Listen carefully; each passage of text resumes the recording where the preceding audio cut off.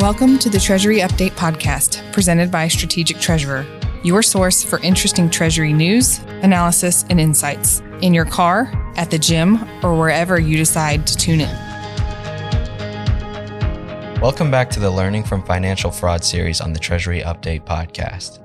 In this series, we'll explore multiple major financial fraud cases. We'll discuss how each one occurred and was kept hidden for a period of time. We'll dissect how it was eventually discovered and get insight and guidance on how to prevent this type of situation from happening to you and your organization. I'm Jonathan, Media Production Specialist at Strategic Treasurer, and I'm here with Craig Jeffery, Managing Partner. Welcome back to the show, Craig. It's good to be back. So we're going to do some dissection today? Yes, this is our 8th episode of this series, and today we'll be talking about a case of payment server breach. Do you want to run us through the situation? What happened to this company? Yeah, I always like going through when fraud occurs, especially if it's a different type of fraud or a new case or a situation that we've seen, what occurred.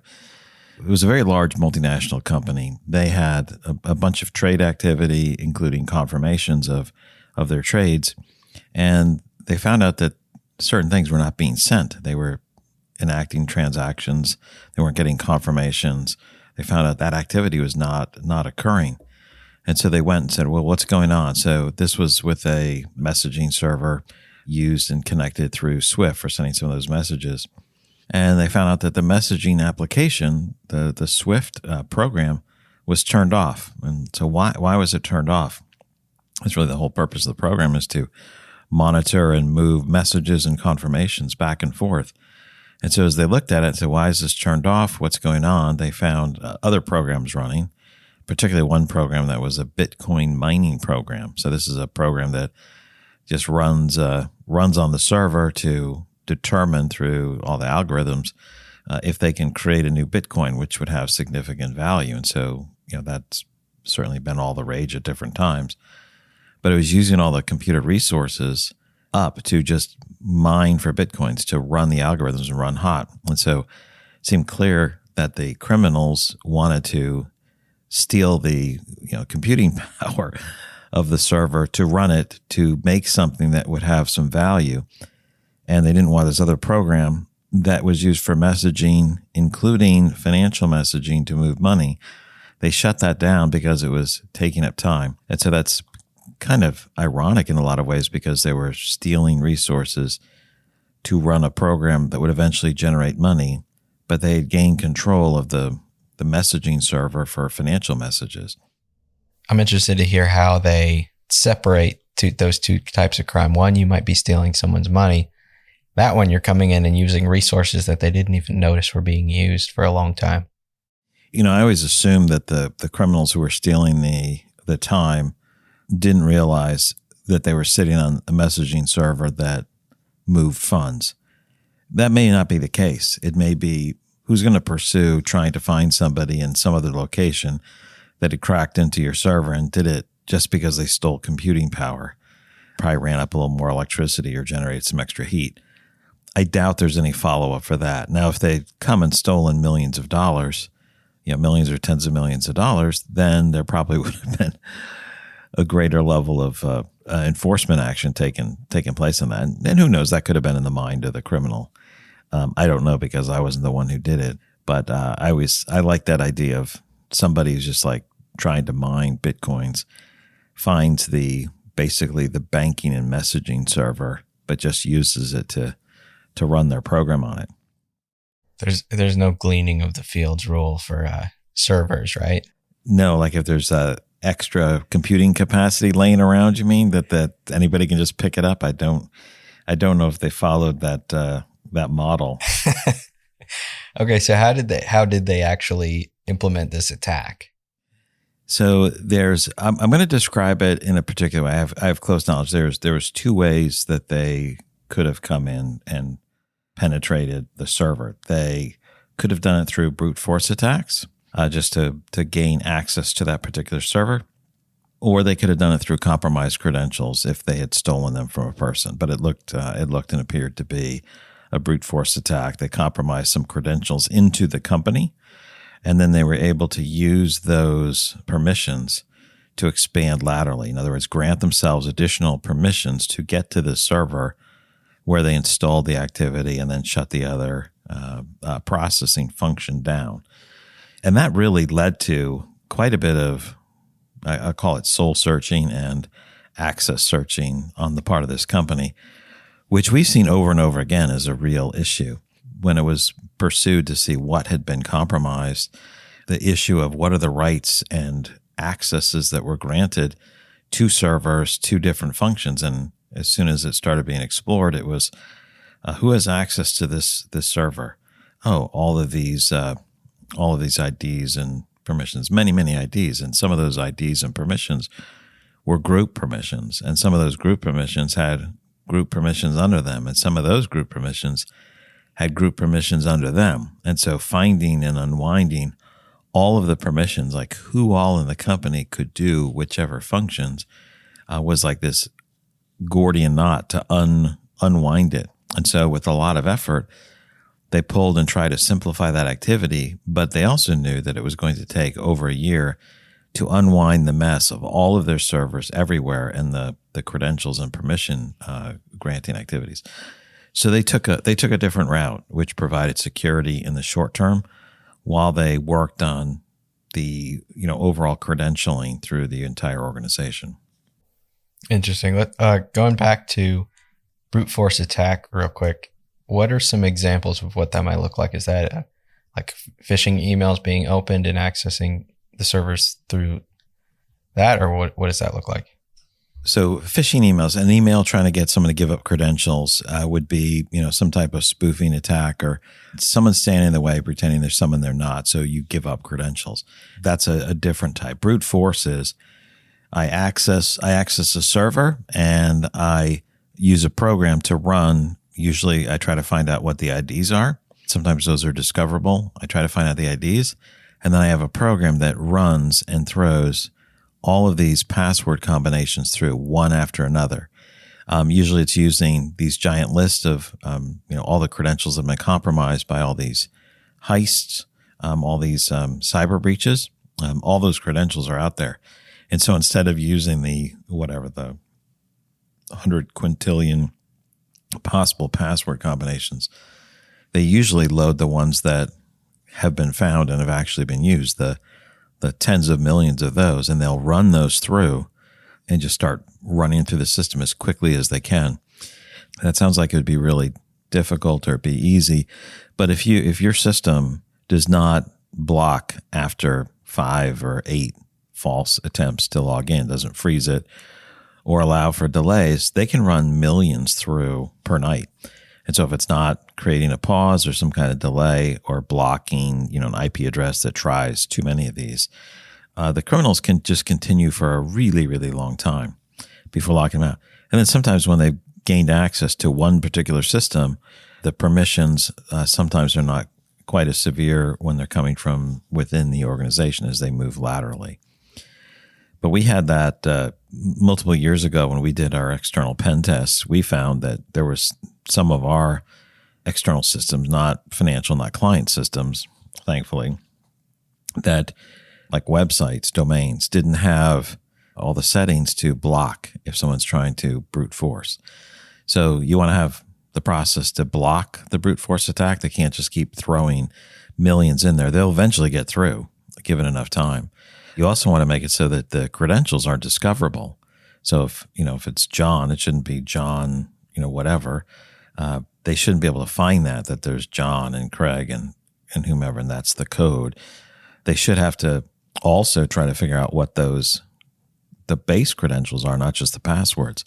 That way the combination becomes almost impossible to crack if you have a sufficient level of complexity of your passwords, and however else you log in, you have the ability to shut it down, and then they don't know the initial credential or password. It's sufficiently complex and you block it. That makes it extraordinarily difficult to get through. One of the examples that we had when we first did that, just from some of the websites, they're like, well, we couldn't crack it, but we had made attempts to do it. And they would run the program, the people that were pen testing us, they would run the program after people had left the office. They'd say, let's do it after 6:30 at night, and let's stop it at 7:30 in the morning so that there's no way someone would come in and go, why is the system running more slowly? And so when they said, I think one of them, they said, well, we ran 4 million times on that. We'd run it constantly. It was like 4 million times. And this is during the pen test period. It's like, I didn't tell them how long our passwords were, even for web servers, but it was, it would have taken a while, but that was pretty eye-opening. And so then we, of course, built in the tools. There's tools for websites. There's obviously tools built in for software as a service programs that you can make it so it blocks things. You can also make sure it puts some of the IP addresses on lockdown once they try it, and it'll start extinguishing those. So we've added those services, and it's surprising how many attempts there are. And many of these criminals continue to use varying IP addresses as they make their attacks. And so, it's a whole, not cat and mouse, but it's a whole, process of providing defenses for that. So it's not a error of an employee or client clicking something they shouldn't or giving access to someone they shouldn't, but you didn't know to set up these blockers. Yeah, if I can get you to go with the information, great. If I can get my system to penetrate your system by just, brute force running a routine until it gets through, like it keeps running these passwords through, they're going to get through. And why wouldn't they try both? Yeah, it'll get through. So once they got through and started putting their software on the servers, what kind of loss did this company have? Now, this was surprising to me. They had no financial loss. The criminals did not steal any funds, didn't cause any harm or damage. It was my view they didn't know they'd gain access to a Swift messaging server for payment transfers, confirmation, all of that. So there's no financial loss. The only loss was all the time spent making sure that they would get blocked and then setting up a more secure process for payments, and then, re-engineering how they granted permissions. The principle of least privilege and the principle of specific accountability became extremely important in the organization. And it took them a while to lock everything out, but to manage what they did with the servers related to messaging for the payment server breach. They blocked access to the server. They locked the initial access points in, limited how you could get to it from within the network. And they put in much better security protocols. And then they removed blanket group ID access to it. It became specific to a person. It was because it was very limited. They didn't have to have groups like, support group 1, support group 2, user group 1, user group 2. And then people's access groups get put into that. That's where some of the problems can come into, is people get added to group after group, and the nesting of groups within groups makes it really hard to find out who had access. So that mattered. But how we fix that, we work with them to establish a cutout process while they didn't feel they had absolute control over all of their internal networks with the credentials, because they couldn't just eliminate all of the credentials right away because nobody could access anything. So we established a cutout process using a third-party file transfer and validation process. So payment instructions moved into an environment that nobody in the company could control other than through the third party. So there's a very nice segregation of duties between those two. And then the messaging could not be interrupted, from that point to and from banks for moving funds. And then there'd be a passing of information back at that point. So most of it was masked from somebody who would just have access, who may have compromised the internal systems. It was masked from that. You'd have to compromise the company and the third party to be able to create problems. Yeah, what a way to learn. It's like someone breaking into your house and sleeping in your bed, and then you realize, hey, my locks aren't working. They didn't steal anything, but my locks aren't working. Now I need to put locks on my doors. And more like they were sleeping on the floor, and you're like, there's a nice bed right there. And then they didn't realize that. But yeah, it's one of those situations like, okay, you've got to make it so that it's no longer an issue. I think some of the learning from this, John, was This really helped me to become much more vocal about the principle of least privilege, restricting access and having specific accountability. And this limiting access to systems and data, limiting it to just those people and those credentials and those IDs that have a need to know or need to access it becomes so crucial. And any changes to that information has to be reported and tracked, especially in the areas where the company's crown jewels are or the access to payment transfers are. Anybody makes a change to credentials that could see or intercept a payment file, for example, or stop a confirmation file from coming back, there has to be an alert that additional permissions have been granted. Not just somebody approved it, but there's some broader message that goes out that shows that something has changed. Be on the alert. Is this authorized? Yes. Is this not authorized? No. That can't be for every directory in the company or every server, but there's certain areas where you have to make sure they're really locked down. And so the principle of least privilege for valuable items really, really matters. Additional learning points for the company, I think that all of us who are talking about this or listening on this topic is, so they had a full payment security assessment from the start to the finish to identify all the points of exposure, all the controls, and identify areas where the control standards weren't up to at least a minimum standard, and maybe even where they had a gap from leading class or world class practices, and then identified what are those specific things that they could do to up it to at least a minimum or maybe a leading practice that was relevant for what they did. That proved vital for them. I think that's a key area for most companies to do. If you haven't done that in the last year, if you haven't done it in the last 2 years, that needs to be done. If it's not been done in the last year, it's certainly worth thinking about, depending on how many you have, how much you're looking at these processes. The other really helpful thing to learn through this was they put in quite a few monitoring and reporting processes for the changes in permission. The idea of the principle of least privilege. You want to make sure when someone else is granted privilege to these particularly sensitive areas that multiple people know and see that. It has to be very limited areas because otherwise it's going to be too many false alerts, all these changes. This grants the whole area the ability to see something, someone, or some credential is now has access to a particular area. Why is that the case? Does this make sense? Is it a new person that's being hired, or is this something that's nefarious or a criminal adding that activity?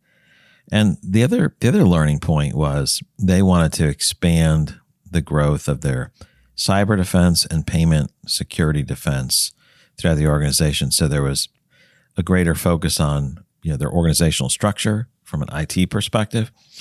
So security became a bigger issue. There were some new roles that were put in place there. In terms of cyber security training, they added cyber security training. They also added training for payment security, reviewing how payment processes work, what criminals do, how you can defend against those. Really a focus on the payment side, which is one of the most crucial areas. So general cybersecurity training plus payment security training, and then some new reporting and new roles for the organization, new jobs, new professionals coming in. Well, thanks for sharing all this info. There's a lot we can learn from someone else's, not mistake, but someone else's encounter. Yeah. How often do you think it is that someone breaches the system and doesn't do any harm other than use resources? I don't think that's very common. That's pretty fortunate, but it provides all the same learning. And the company was sufficiently scared and concerned based on how far the activity had gone and the fact that they hadn't had their stuff shut down. They hadn't had their data stolen. All they did was have, server use issues. They got that huge warning and alert without having the massive amount of pain that comes from, financial loss or having all of your customer data exfiltrated. Yeah, that's crazy. If you guys enjoyed this episode, there's 7 other ones that have already been posted from the Learning from Financial Fraud series. So I will put a link to those down in the show notes. Thank you all for listening. you've reached the end of another episode of the Treasury Update podcast. Be sure to follow Strategic Treasurer on LinkedIn. Just search for Strategic Treasurer. This podcast is provided for informational purposes only, and statements made by Strategic Treasurer LLC on this podcast are not intended as legal, business, consulting, or tax advice. For more information, visit and bookmark strategictreasurer.com.